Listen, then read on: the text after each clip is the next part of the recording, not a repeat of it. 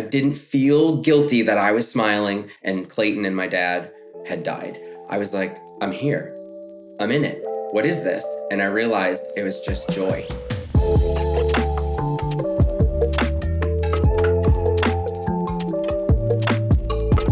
So Brian, thank you so much for being on here and talking to me. I know this isn't your first rodeo, so I'll kind of want to leave it to you on where your story goes because I don't know too much about it, and I kind of prefer to have it a little unknown from my end just because it makes it more natural, which I've said a million times on here.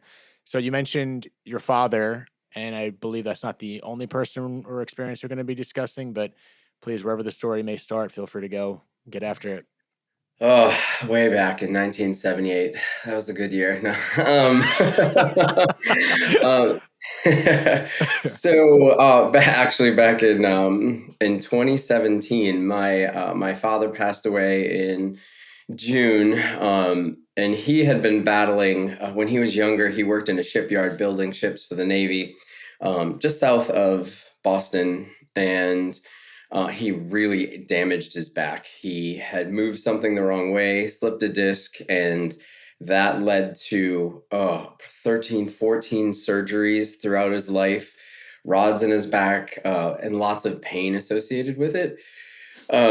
Growing up in the 80s, the 90s, really great music. But that's also when a lot of stuff, as the thunder rolls, Wow, a lot dramatic. of stuff. Yeah, right. Dramatic. um, a lot of stuff was coming out that we thought was great for people, but didn't realize the long-term impact. And opioids became a thing, and my dad was put on those without realizing just the how addictive they could be. And his doctor never took him off it. So for decades, he was on these. In some ways, much needed because he had chronic back pain, and then that ended up leading to using alcohol. And he didn't take care of his body. He was in so much pain and so uncomfortable. So he passed away in his sleep in June of 2017. At the same time, my partner, my late partner Clayton, who I moved down to Florida with, was cleaning up his mom's yard. Right, this is the part of the story that throws people. He was cleaning up his mom's yard and ended up there's plastic under the ground, and down here that's not unheard of. You put it down, it keeps weeds from coming up. You put sod over the top of it. So he was redoing. It was a brand new house that she bought, redoing her backyard, and he was digging and he saw some plastic, so he reached down to grab it, and his hand went through the plastic and pulled out, and he was covered in all this slime. So what do most of us do? You wipe it off on your leg real fast.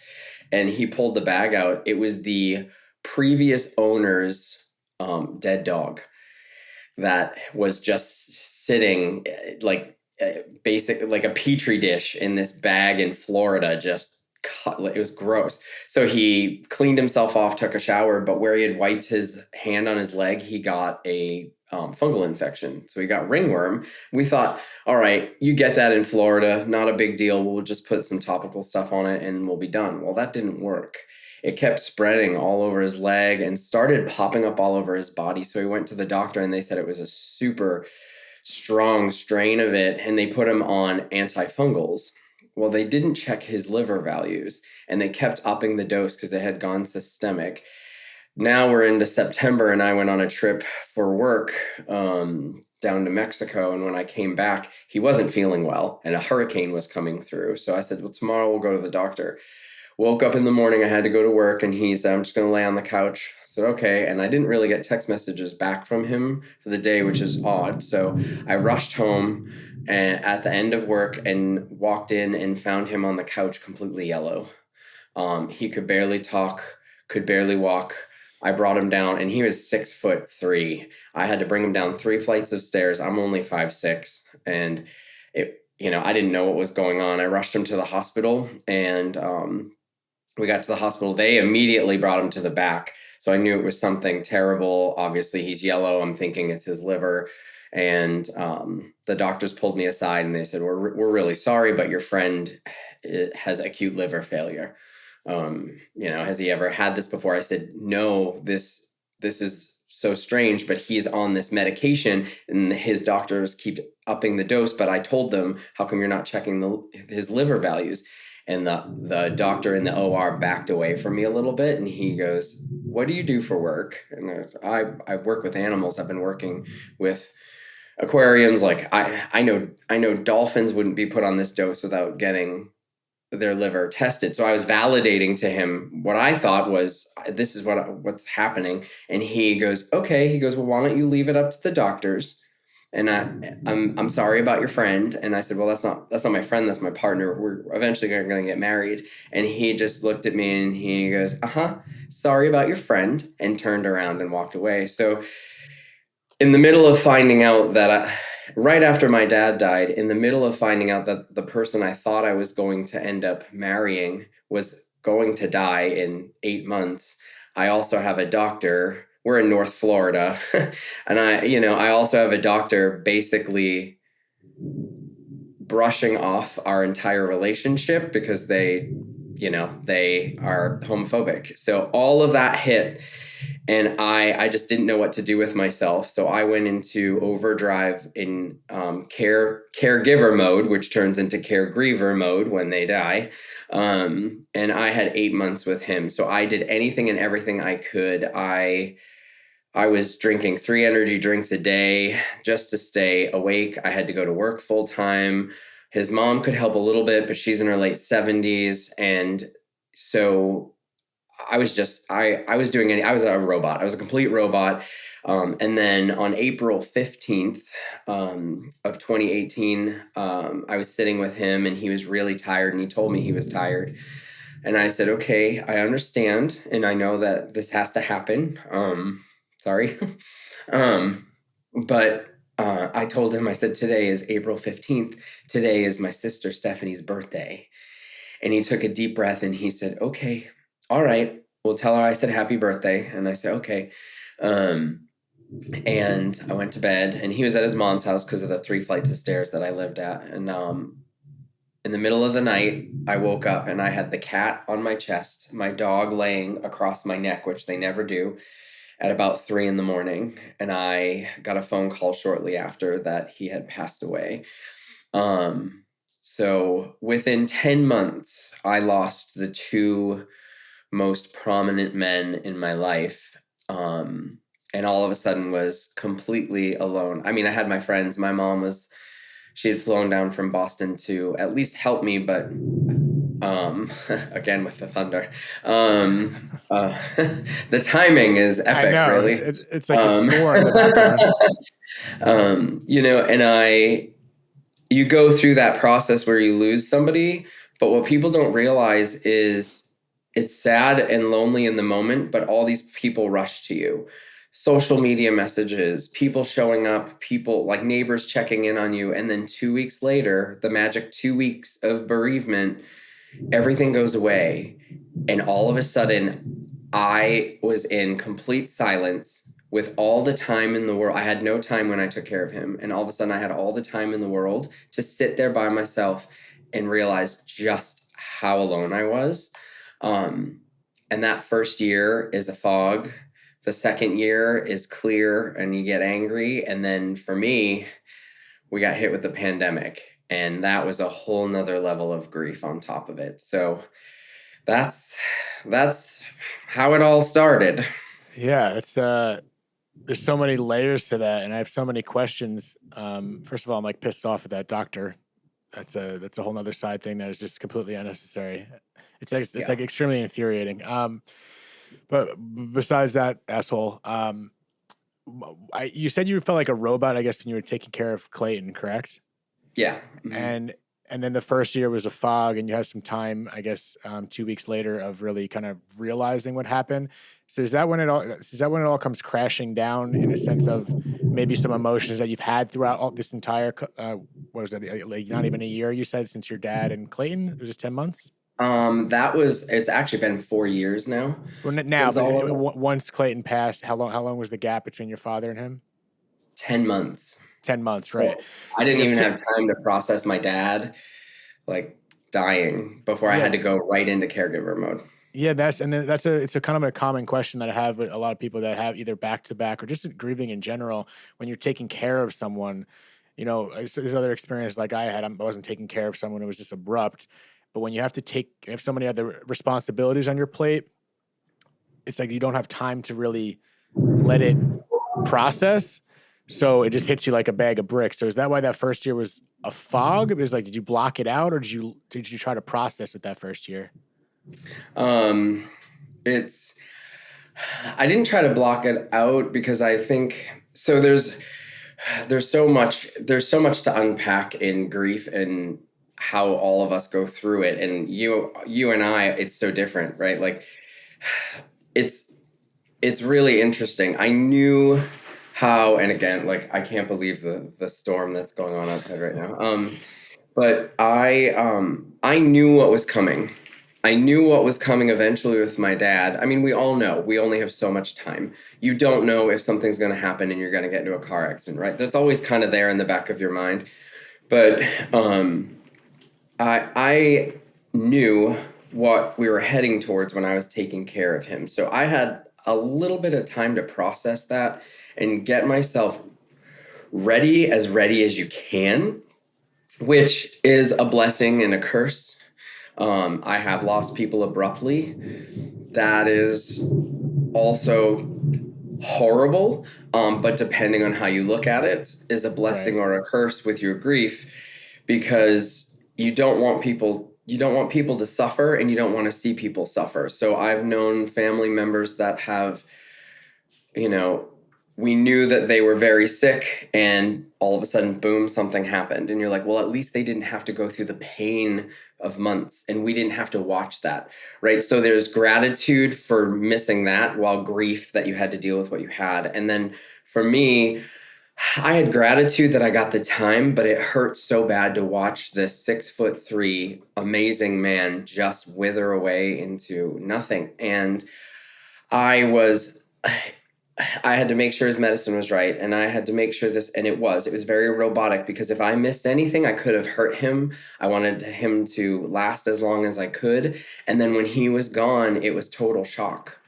And I was waking up probably for a month. I would wake up in the morning and immediately look to the other side of the bed going, I woke up late. Oh gosh, I got to give him his medication. It just wasn't quite real. Like I was going to bed knowing he was gone and waking up and thinking it was a dream. And so yeah, so to answer your question, that part was really confusing. And then for a lot of widowed people, the first year is a fog. You just don't know who you are. You don't know what does a Monday morning feel like being widowed. Then what is a Monday afternoon like? What's 12:01 and 12:02? It's you feel every second as somebody totally different. So you're not aware of the big picture of your life anymore. You're so focused on getting through the next step and the next day that you can't think ahead. And so a lot of us call it, widowed brain or widowed fog. And then year two, you've gone through the firsts. So you're not so worried about the first birthdays and the first Christmases and the first anniversaries. So you relax a bit and you put your guard down, and that's when the rest of the world opens up, because you're not so guarded that you're focusing on all the little things. You don't worry about them so much because you're like, I made it through his birthday. I'm okay. And you take a breath, and then you realize, oh gosh, I'm already in year two, and the reality hits. And that's when all of the other emotions start to pour out, and it becomes real. It becomes, I knew he wasn't coming back. That is when I knew there was no way he was coming back. And it hurt. It hurt. I got very angry, very, very angry. And I didn't worry so much about the firsts anymore. I wasn't worried about Christmas. I was worried about going to the grocery store and actually hearing the holiday music. Mm. I got mad watching people be happy, which if anybody follows me on social media would be shocked to know that, because I love to make people happy. But I was so sad and so hurt that seeing somebody gathering things to create like a holiday dinner hurt my heart so bad. I left an entire grocery shopping cart full and I walked out crying because I couldn't hear it. So year one, total fog. Year two, it's real and the emotions get very strong very fast. And then from your, I mean, from that feeling of anger, obviously I mean, it's extremely natural and normal in many ways, but did you ever question the anger? You know, because I feel like you're just, I don't know you very well. Obviously, this we're just meeting for the first time, but you seem very grateful. You seem very happy. You seem like you care for other people. So is there any innate response to your own anger thinking, why am I like not why am I angry, but I don't have a right to be angry? Not even a right. I'm saying this horribly, bear with me. But I feel like the question of anger is sometimes you have these feelings through whatever we're going through, and it's like a weird feeling. I feel anger towards other people that have nothing to do with the loss of my partner, even though the reason you gave is justifiable. Like I feel like I would feel a similar sense of that. But how do you get past that anger? Or how did you? Yeah. So I I caught myself. This storm is incredible. I know. It's this is really I it's feel like you and me should sit here and meditate to the storm and for I take a know, quick right? break. I don't know if you can. Yeah, you can't really see out the window, but it's coming down. Yeah, It's a Florida there's storm. no weather out here, so it's nice to hear, to be honest. um, yeah, I think what I saw myself doing was, and again, this is going to sound so weird. Nobody likes a pandemic, but wow, did I need it? Um, and Okay. and and so the I don't think the thunderstorm is. He's definitely vaccinated. I know, Yeah. right? So yeah, it's to dive deeper into feelings. I've always been somebody who's very open and outright about my feelings. When I was younger, I wanted everyone to be happy. I loved to dance when I was a kid. People knew I was gay before I knew, and boy, did I hear about it. And I was, I was bullied when I was growing up, and I had to deal with a lot of emotions when I was younger. And again, this is where grief turns into gratitude, depending on how you look at it. I had a high school friend, my only guy high school friend named Matt, was bullied as much or if not more than me, and he had a really tough home life. And one day I was going to be, and this all ties into how I handle a lot of my emotions. Um, I was supposed to have lunch with him and he didn't show up. And then our friends were like, he's not at school. And the last class of the day, the principal got on the speaker and he asked the teachers to read an announcement. And the teacher that day read that my friend Matt was gone out of his house, and then his parents sent the police to find him, and they found him in his car. He had died by suicide. He had taken his own life with a gun, and I didn't know what to do because he was my only guy friend, at that time of my life. And I had such a problem having guy friends because guys didn't want to be around me. I wasn't out. I didn't understand what it was, but there was such value for me in his friendship. And I ended up going, I was sad. Our friends were sad. We ended up going to his wake. Anybody going to his wake was allowed out of school. And while I sat there and watched his parents and just shattered, and his sister, who I was friends with, just shattered. And I said, this is so terrible. I'm so sad that Matt felt this way, but also, like, look what this decision has done to a family.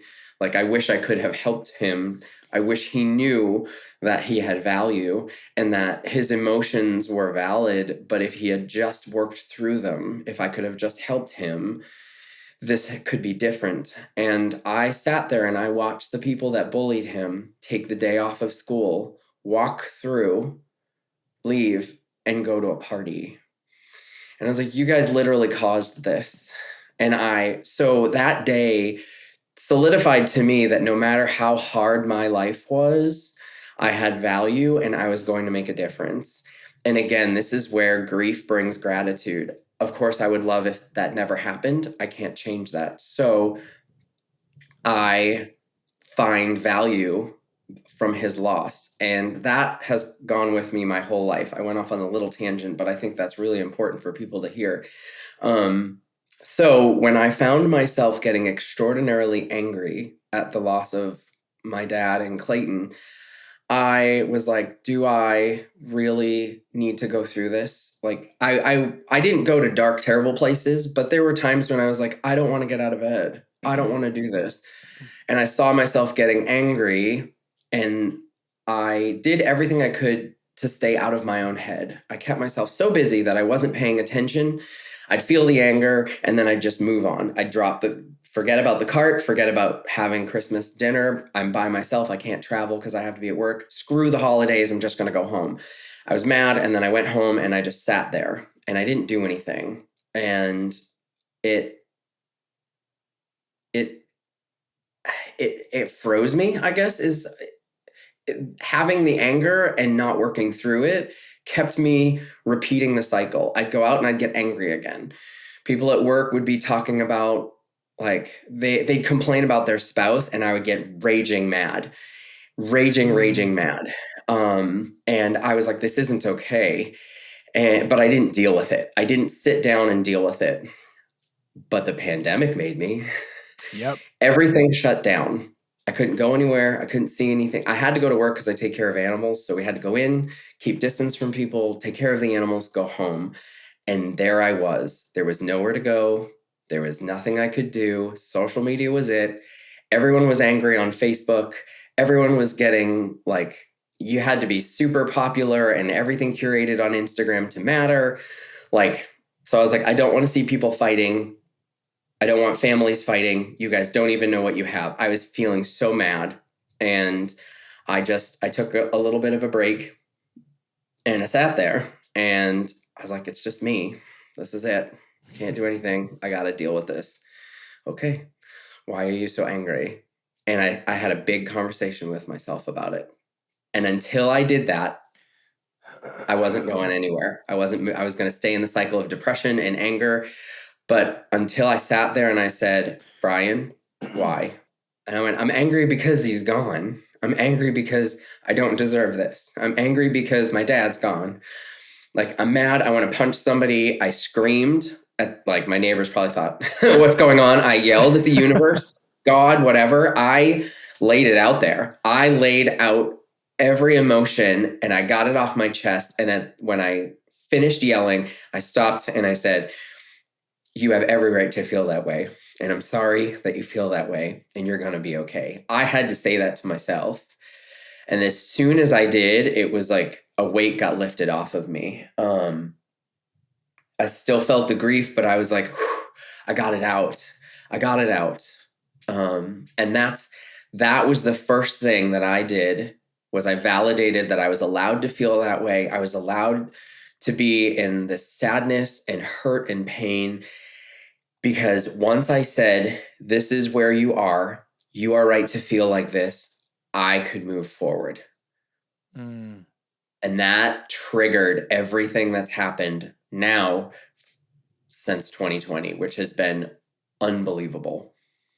So just to recap that, because I think it's really important that people really grasp the process of when you say working through it. I feel like that could have a different definition for a lot of people in the process people do it. So for you, it was the level of, because you said sorry, level of forgiving yourself for feeling this certain way. Is that was the real lift off your shoulders? Yeah, I think that we are taught when we're younger, society in general, push it down. You got to get through the day. We're in this world, which is changing, where you've got to get up. You're owned for 40 hours a day. Go do your thing. Don't put, your dirty laundry out there. Some of your dirty laundry, maybe you want to keep in. But don't like grief and sadness and emotions are shamed, especially for guys, especially for men. Yeah. But it's you fall and they're like, it's okay, stop crying. Like, no, that really hurt. Like you don't want to pad somebody in life where they're worried and everything is a trigger. That's not good. You have to function. You have to be able to get through, and you have to be in a grown up and an adult, but there's a way to handle it. So there's that side of things where society tells you that, no, keep it to yourself, don't share, which brings shame. And then there's grief guilt, Mm. where you say, why was it them and not me? Like, why I don't deserve to be happy because they're dead, which is okay. That's a normal thought. However, the other side of that is you have a chance to live, and they wouldn't want you to not live. And so working through the emotions of the loss, working through worrying about what people would think because I'm sharing and I'm feeling, and then working through the care grief or guilt. That's a big bundle, Yeah. and I had to unpack it, and I had to pick each thing up, and I had to do them one at a time, and I had to say, this isn't right. I'm allowed to feel this way, but also I took care of somebody who is dying. Like, that shows I'm allowed to be proud of the fact that I really am an honorable person. And when I started to speak to myself that way, that's when everything started to change. That is when everything started to change for me. Yeah, and it's that perspective shift.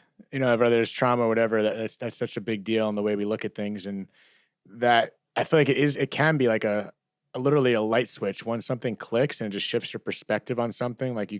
And also realizing the balancing act that, like you just said, which I think is literally hits the nail on the head, that it's okay to feel like this. It doesn't. It's like it's okay, whatever, like literally almost whatever it is. It's okay to feel like that because you never know how the hell you're going to respond to something like this. But the way you artfully work through it and kind of like deduce from each thing, you ask the question, okay, if this, then why? And you kind of like had a domino effect that led you to the answer. And it takes time, but a lot of people don't, which is sad that some people don't even get to that point where you are. A lot of people just kind of sulk in it, and that's when it gets really sad for me, because I think there comes a point where it's okay to feel sad and whatever you feel, but there also is a point where you can't carry that baggage and you have to, in a sense, let it go. And the prior episode, I spoke to Bruce Lipton, who's a kind of a big idol of mine.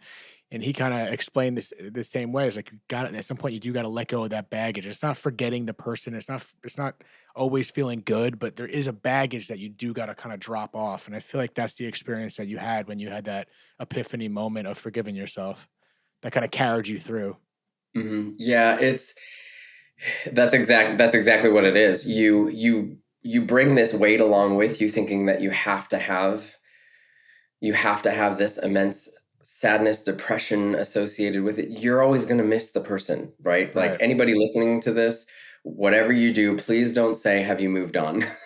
Don't say, you mean well. You're asking if they're okay, but just let's just get rid of that line forever. Like, I hate it. Have you moved on? No, I have not. And the widowed community is right. Like, it's yeah, your shoulder. Sorry, I'm my making you shoulder. laugh, and You're you making me told me laugh. It yesterday. actually like hurts, but it's good pain. So don't worry. Let it fly. Let it fly. Yeah. I got to work through it. It's that's a whole, like, it's a whole other side of things. Widowed people are not treated the same as somebody who's lost their father, right? Both of us Mhm. understand that. I can post something maybe on Father's Day or my dad's birthday or Christmas and say, "Hey Dad, I miss you. You know, happy holidays in heaven," like whatever works, right? And everyone will go, "Oh yes, happy," like tap tap tap, right? Social media, I love you. And then I have found this year, now that I've shared my widowed blog, and I do still share about Clayton. I mean, I'm engaged to a wonderful man named Devin, who is extremely supportive of me, and a blessing in disguise, actually. I mean, we can dive into that. Honestly, Clayton brought him to me, but Love that. um, But I just got sidetracked. Sorry. I was um, saying how widows are perceived differently. Is that yeah, what you're saying? yes. People will say to us, "Oh, are you over it yet?" Or like, everyone knows that I'm engaged. I'll still post my widowed blog, because my story is so weird. We just had Clayton's funeral 4 years after he passed away because of everything, so my grief Oh timeline wow. is so crazy.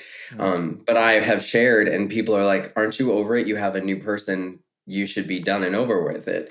And the examples I use are, if somebody loses, if a dad loses his child and then has another child, he doesn't forget the first one was there. He doesn't Right. stop honoring the first child. Like, if our parents, like my mom has a boyfriend now, and he's a wonderful man. If they get married, he is officially my dad, right? That doesn't mean I stop talking or thinking or missing my dad, right? Exactly. So it's really interesting how with the widowed community has to deal with a whole other level of being different, and then on top of it being LGBTQ. Like, there's even more to dive into there. But yeah, I think it's really interesting, um, the process that we go through. And for me, some of it is my science background. A lot of what we do is fight or flight, Mm. and you feel like a kid again. You feel like a little kid who is scared and lost. The room is dark. The monsters are going to come out of the closet. And as you can yell all you want, but that person's not going to come in the room to turn on the light for you. You got to be strong enough to get out of bed, hope they don't grab you from underneath the covers, and flip the light on yourself to realize that you're safe. You have to do that yourself because that person's not coming back to do it. And when I compartmentalized it and analyze, like the biology, psychology side of me dealt with it that way, it made way more sense, and it made it even easier. And I'm like, I stick with it, even on the hard days, just stick with it, stick with it, stick with it. So I did, and here I am, this little kid in a room. I got the light on, and I'm like, I don't know what to do next. It was the next thing that I did that just completely launched me to where I am right now. The next And thing you that, did? yeah, the next thing I did. And in that time period where I was like, I'm a little kid again and I'm scared, um, a friend of mine reached out because we were all trapped, couldn't go anywhere. She reached out and she's like, I'm worried about you. You need to find your happy again. You love to dance, but you're all home alone. Have you ever seen this app called TikTok? And I'm like, oh yeah, the one for 12-year-old girls. No, not my thing. And she's like, no, I just need you to go on there and look, because at least if you're watching people dance, it'll remind you how much you love it. And so I was like, fine. So I downloaded it and I looked through it for a little while, and I went, these people are home. They're by themselves. They're happy. I do love to dance. And so I did my first TikTok, and the feeling that I got just dancing and not worrying, just dancing by myself in my house, not caring who was watching. I felt so happy for 30 seconds. 30 seconds. When I was done, I realized I had a smile on my face, and I didn't feel guilty. I didn't feel guilty that I was smiling and Clayton and my dad had died. I was like, I'm here. I'm in it. What is this? And I realized it was just joy. It was pure joy. And I generated that. I was the one who generated my own joy, and it clicked. I made myself every single day throughout the whole pandemic, and I still do it to this day. I will find, unless there's something crazy going on and I don't have the time, I will find time to do at least one or two dances on Facebook, Instagram Reels, whatever, to bring myself joy. And if that helps other people, well, then we're just making the world a better place. Mm. And understanding I had that power, I mean, I've had my days when I've been sad, but I can turn that around like that. And it's knowing that is incredible. So for anybody grieving or having a rough time, find something that you remember when you were a child that you did that brought you pure joy. It doesn't matter what it is. Who cares what anybody thinks? That is your That's the little spark that you need to light the fire, to get whatever it is, wherever you want to go in life. That's it. And you're the only one that can do that. Relight that, and your entire world will change. Oh my God. That's literally the perfect way to put this into an outro, because I think so many people do feel helpless and they feel like it's always external, when the honestly, it sounds corny, but the answer is within us. It's going to take us, is what you're saying, to make the change. And I love that touch of going back to the little kid in us, because I feel like we're all friggin' children that have gone through puberty, and just forget about that and forget about those little sparks that have, really bring joy to our life. And you're the perfect example that you can still find joy despite what you go through. So that's exactly why I wanted someone like you, or all my guests in general, to come on here, that have found that joy despite what they have gone through. And you're a perfect example of that. So I want to thank you for sharing that so much, Brian. Sure. Yeah. And I if you really want, appreciate it. of course, do you want to do a dance right now, or should I just save that for later? Oh. I'm just kidding. I ain't putting you on the spot like that. I'm just playing around. What would I do? I'm like, so many options right now. No, we'll just send people to your social media, and we don't have to do a private show right now. So, Brian, thank you so much, man. How can people find you? I'll drop all the links and whatnot, but in case you got any things you want to put out there, if you haven't said it already, feel free. I mean, I think this is great. I really appreciate what you do. And, in your own way, just the fact that you have the strength and courage to create a platform like this based out of your own loss, is really, it's amazing. And I don't know if anybody has said this to you, but the fact that you have gone through the loss that you have, which was terrible, and I can't understand it from the kind of loss that you've been through. What you have done and what you have turned around, I can only imagine how proud your dad is, because you are using your grief, you're turning it into gratitude, and you are helping so many people. And that, we oftentimes don't give ourselves credit for what we do when we help others. And so I don't know, we don't know each other very well. I don't know how you treat yourself. Maybe I'm touching on something right now. I don't know. We can have a private therapy, like beer session. Yeah, let me stop recording now. Okay. No, but thank you, Brian. Yeah, I really appreciate it. Yeah, no, it goes both ways. So thank you for that. You're gonna make me a little teary-eyed. So thank you for being on here. I can't wait for people to hear this. I know you've been doing this for a little while now, so I hope you continue to do it, because you got an incredible story, perspective, and it's just a nice journey for people to see the light. And that's really all I want to accomplish. So thank you. Thank you so much for tuning in to another episode of Dead Talks. Please do not forget to hit the subscribe button and also the notification bell. That'll give you updates as to when we post a new video, more episodes, and more content in general. We are streaming on all the major podcast platforms, including Apple, Spotify, iHeartRadio, Pandora, and all that. And also find us on Instagram at Dead Talks Podcast or www.deadtalks.net. Thank you so much.